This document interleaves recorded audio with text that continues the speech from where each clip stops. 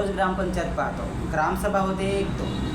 पण खरं सांगायचं तर आपल्याला माहीत आहे का की ग्रामपंचायत म्हणजे काय, ग्रामसभा म्हणजे काय, ग्रामसभेमध्ये कोण सहभागी होऊ शकतो, ग्रामपंचायत आणि ग्रामसभा याच्यामध्ये काय फरक आहे आणि आपण गावाच्या विकासासाठी काय करू शकतो.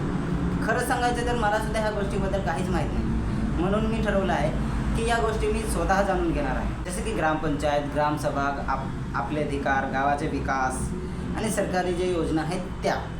आणि हे फक्त माझ्यापुरतंच न ठेवता तुमच्यासोबतही शेअर करणार आहे. सर्वात आधी आपण ग्रामसभा म्हणजे काय ते समजून घेऊया.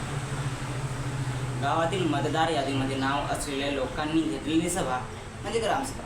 या ग्रामसभेमध्ये गावाचे विकास, योजना, समस्या अशा अनेक विषयावर चर्चा केली जातात. म्हणजेच गावाच्या विकासाबाबत लोकांनी सहभागी होऊन आपले मत मांडण्याची जागा म्हणजे ग्रामसभा. आता आपण येऊया ग्रामपंचायतकडे. ग्रामपंचायत ही गावातील स्थानिक स्वराज्य संस्थेची महत्त्वाची यंत्रणा आहे. गावातील रस्ते, पाणी, स्वच्छता, दिवाबत्ती, सार्वजनिक सुविधा आणि इतर स्थानिक विकास कामामध्ये ग्रामपंचायतीची महत्त्वाची भूमिका आहे. पण एक गोष्ट लक्षात ठेवा, ग्रामपंचायत आणि ग्रामसभा ह्या दोन्ही वेगळ्या गोष्टी आहेत. सोपा भाषा सांगायचं झालं तर ग्रामसभामध्ये लोक आपले विचार मांडतात आणि ग्रामपंचायत त्या विचारांना अंमलबजावणी करतात आणि आपल्या गावाचा विकास करतात.